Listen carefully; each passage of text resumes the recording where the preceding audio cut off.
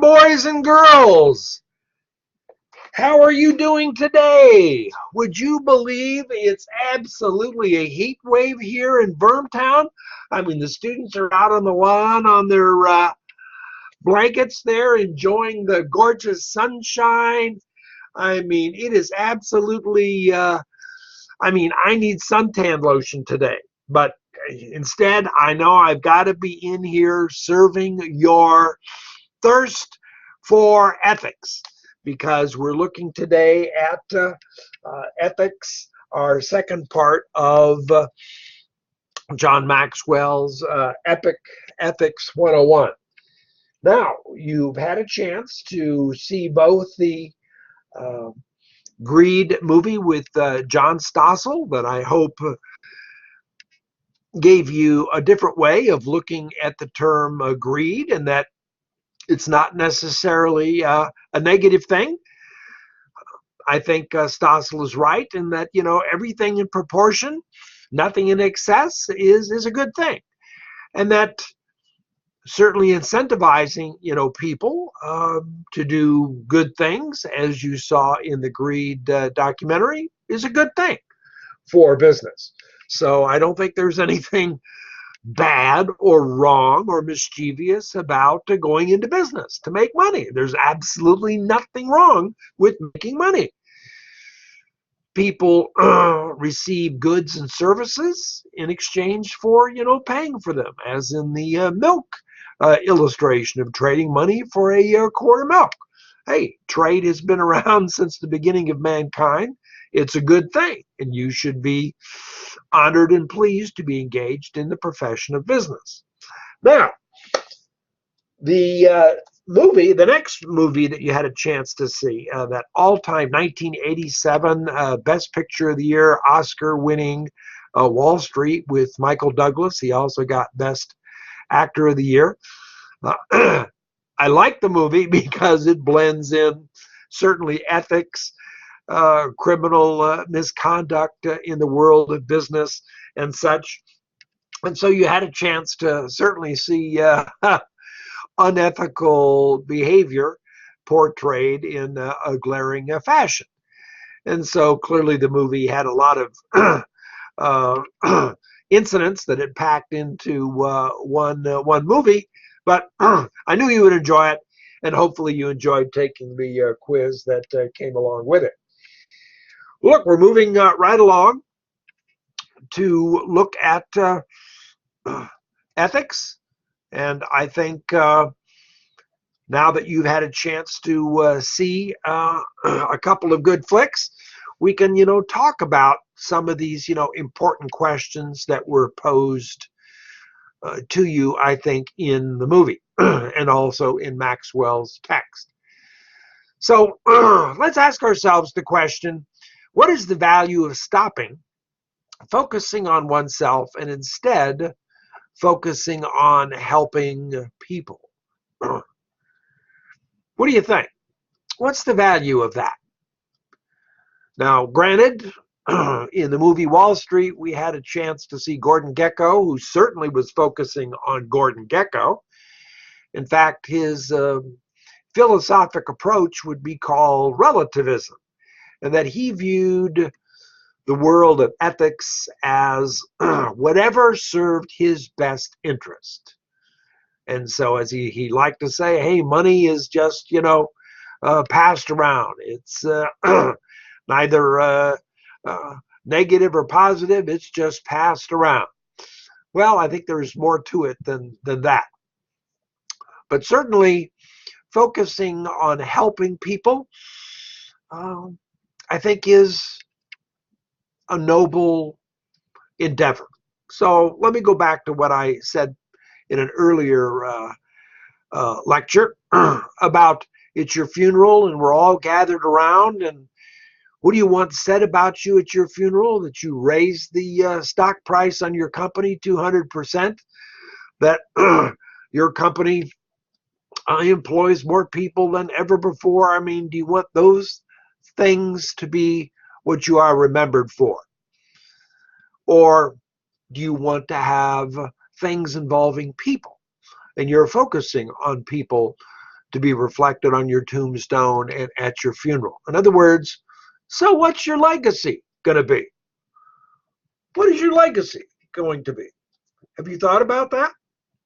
What is it you want to leave behind? And so I think focusing on helping people, I think that's a good thing to leave behind, that you were a people person. I just heard the term CEO referred to as the chief energy officer.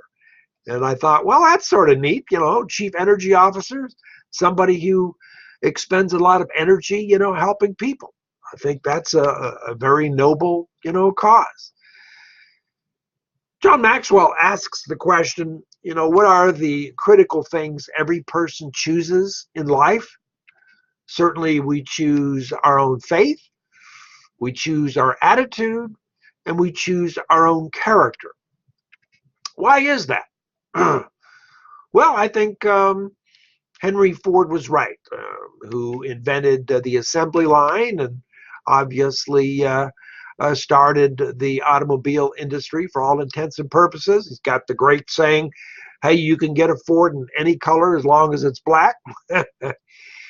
Well, his observation that we've always found that if our principles were right, the area over which they applied did not matter. Size is only a matter of the multiplication table. So what did Henry mean by that? Hopefully a principle that applies in a micro situation very well ought to apply in a macro situation when involving, ethics. And so we choose for ourselves our faith, our attitude, and our character. Now, I've heard it said that crisis is the test of faith. Crisis is the test of faith.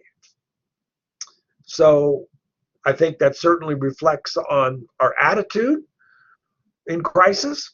Do we have PMA, a positive mental attitude? I recall spending a field maneuver in Grafenwehr, Germany this one week with a very large military unit, and it was raining, and everybody was miserable. And our brigadier general, who was standing there getting wet with the rest of us, was looking around, and everybody is looking pretty miserable and wet. And he said, I think we need a song. What do you say?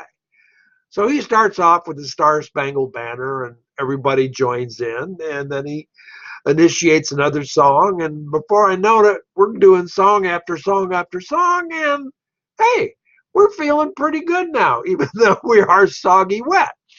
Attitude. So I think our general had strong faith and a strong attitude, and I think that reflected in his character. That's why he was a general. He was able to lead people under the worst of circumstances through his faith and his attitude. How about this question that Maxwell poses, which I think is also interesting? Is it true that the bigger the decision, the more courage it will require? Ooh. Is it true that the bigger the decision, the more courage it will require? All of us have faced big decisions.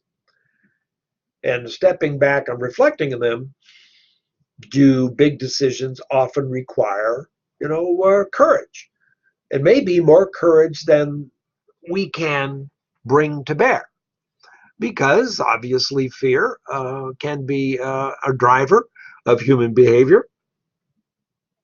But at the end of the day, when the smoke clears, what's the correct decision? Ethics, correct decision making, right? And so marshaling the courage that we need in challenging ethical situations is something that we need to bear in mind. And we'll talk more about that in just a moment. I love this observation. Is it also true that wrong decisions almost always leave scars? I think there's definitely truth in that wrong decisions leave scars. We certainly have seen that in interpersonal relationships, that when we lose our temper, when we say things that upon reflection we shouldn't say or have said. I mean, especially with, children. I'm forever reminding leaders that they are first and foremost role models. And so the behavior that they demonstrate as a role model should be behavior that everybody else can engage in because you're a role model, right? And so in business, I think that's absolutely indispensable. We're looking for role model leaders. And when leaders misbehave, and I think we're seeing that on the governmental national level, people are rightfully repulsed by misconduct and certainly unethical behavior, which leave scars, emotional and other types of scars. If necessity is the mother of invention, cannot principle be subject to changing conditions, like a weather vane responds to wind? Do your ethics act like a weather vane, responding to different pressures, stresses, dilemmas, crises? Really now, the ethics that you bring to bear at home and in small situations should be the same that you apply to the much larger ones, as Henry Ford mentioned. Is it true that to be counted trustworthy, a person must be predictable? What an interesting question. And so, upon reflection, well, are you trustworthy just Monday, Wednesday, and Friday, but you're not trustworthy Tuesdays and Thursdays? And then what about Saturday and Sunday? Oh, come on now. We need to be consistent in our behavior to be trustworthy, right? You need to be a trusted person in the morning just as in the afternoon and evening. You need to be the same person. And as you had a chance to see with Gordon Gekko in Wall Street, well, you could account him for being consistently untrustworthy, right? Untrustworthy. And so, yeah, he was known. His reputation was such that, he was predictably unethical and a criminal. What is the Washington Post test? And there's a great movie that is out with Tom Hanks and Meryl Streep now that is just coming out called, The Post. And I recommend you go see it. The Washington Post test is, do you have any reluctance at all to have your ethical dilemma and your proposed course of action appear on the front page of the Washington Post? Now, the Washington Post is one of the leading newspapers in the nation. And so if you're contemplating doing something that may be seen as unethical, such as, let's say, as I illustrated in our last get-together, falsely reporting quarterly returns for a quarterly revenue report that you're responsible for preparing, got any problems with that appearing on the front page of the Washington Post? Oh, you do have some problems with that? Huh. So maybe that test would tell you we ought not to engage in that deceptive behavior. Is it true that ethical breaches in business are often the result of the corporate culture or pressure from management? Pressure that can emerge when a company finds itself unable to live up to forecasts or expectations and tries to bend the rules to achieve them. Now, let's go back to the Wall Street movie. Remember Bud Fox? There he is, that stockbroker in essentially, certainly a pressurized corporate culture. of selling stocks.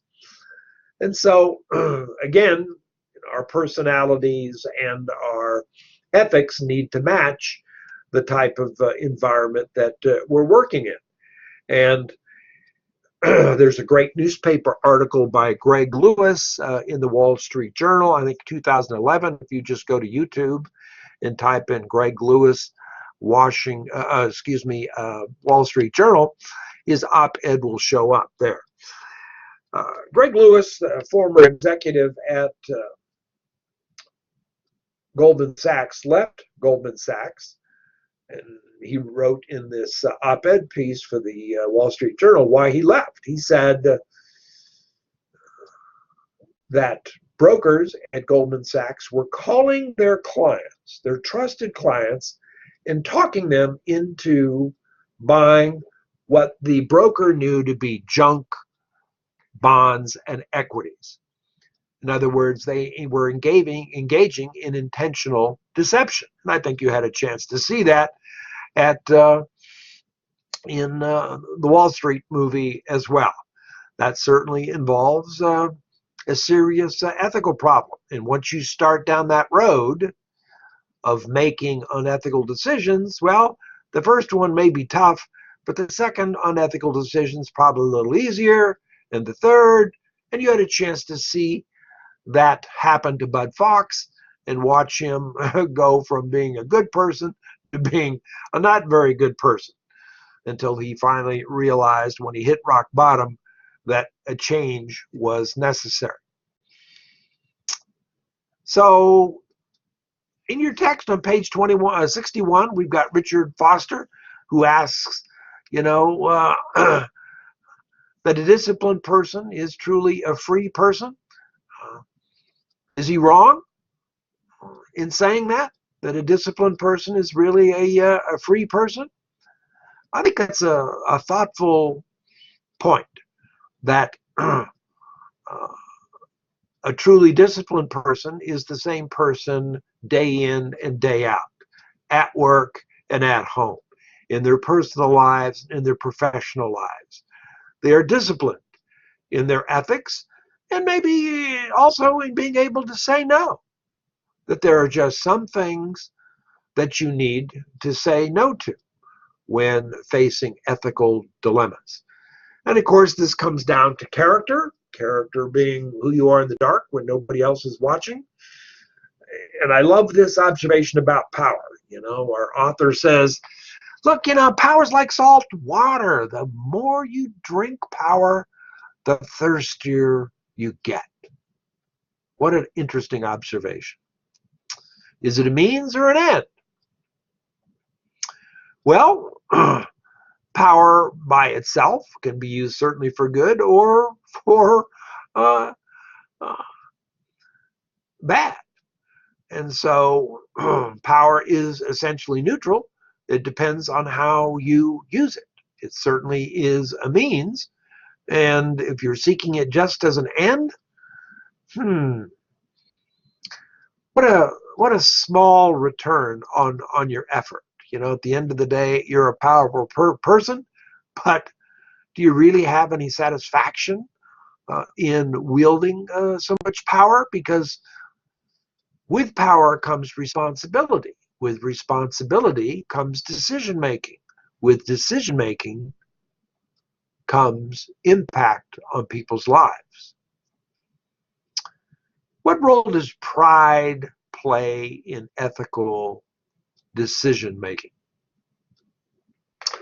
I have found that the one characteristic that never belongs in a courtroom is pride, egocentrism, self over others. I think the road to hell is paved with pride.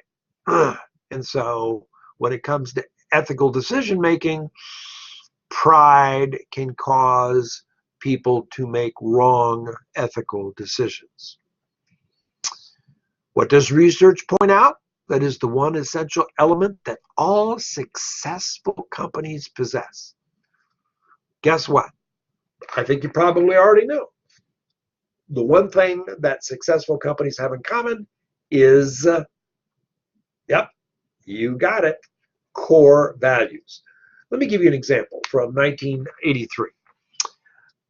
Johnson & Johnson Pharmaceuticals is one of the three largest pharmaceutical manufacturing companies in the world. And some nutcase put arsenic in a number of Johnson & Johnson Tylenol bottles. Several people died from consuming the arsenic-laced Tylenol capsules in Chicago. Now, at the time in 1983, 84, there was no FDA or government requirement that these companies have what we call tamper-proof bottle tops. And the result being the lack of that certainly gave the opportunity to a nutcase to insert arsenic. What did Johnson & Johnson do? Johnson & Johnson reacted instantly, because what is Johnson & Johnson's core values? You go to their website and take a look at it. They have a simple tagline that says Johnson & Johnson only makes products that are safe for patients and medical caregivers. That's who they are in the dark when nobody else is watching. They instantly reacted to this situation, even though no law or governmental regulation required them to have tamper-proof bottle tops. Based on their set of core values, Johnson & Johnson withdrew all of their bottle products worldwide, costing them like $200 million, right? This is a big deal. Yet, they were able to design, manufacture, and put back on the market tamper-proof, the very first tamper-proof bottle tops. And as a consequence, their market share went through the roof. Why? I think people reacted to their core values, that they weren't going to produce or have anybody misusing their products that would harm the public. And so as a company, they moved out with great alacrity. And so I think that's a good illustration of a company that knows who they are. When crisis strikes, and crisis is the test of faith, Johnson & Johnson knew who they were, and they met the challenge. What is it that most frequently draws business people across the ethical line? Yeah, I think it's true. The power that money can bring. Again, money is neutral. Like power, it's what you do with it that makes a difference. Are people who fail to develop personal discipline often tempted to cheat? Yeah, choosing the easier wrong over the harder right. Yeah, if they don't have the personal discipline to be able to say no when they're being asked to do something they know they ought not to do. And so what is personal discipline? Certainly can include your personal ethics, right? It can be internal strength, wisdom, desire. I think it's your predisposition. It's who you are in the dark when nobody else is watching. I love this phrase by Mr. H. Jackson Brown in Ethics 101. Talent without discipline is like an octopus on roller skates. There's plenty of movement, but you never know if it's going to be forward, backward, or sideways. So we've all seen undisciplined, people who, they're what? They're unreliable, because you don't know what answer they're going to come up with. And so many people are asking, wow, how disciplined is our president right now? He seems to be very undisciplined. One does not know from day to day or week to week what he believes in or what he stands for. Well, we will see how this works out. So how do you develop discipline? I think you develop discipline the same way you develop patience. How does one develop patience? I believe you develop patience through tribulations. The more tribulations you face, the better you get at becoming patient. And I think that's also true for discipline. The more challenges you face will cause you to develop discipline. How do you routinely respond when people are asking you to engage in unethical activity? The more of those situations that occur, hopefully will provide you the basis for being able to say no or to try and remedy ethical situations. I love this phrase. Is it true that money does not change men or women? It merely unmasks them. I think that's a great observation. It really is. It merely unmasks them. I had a Jesuit English teacher who taught me that nothing is ever truly yours until you give it away. Let me say that again. Nothing is ever truly yours until you give it away.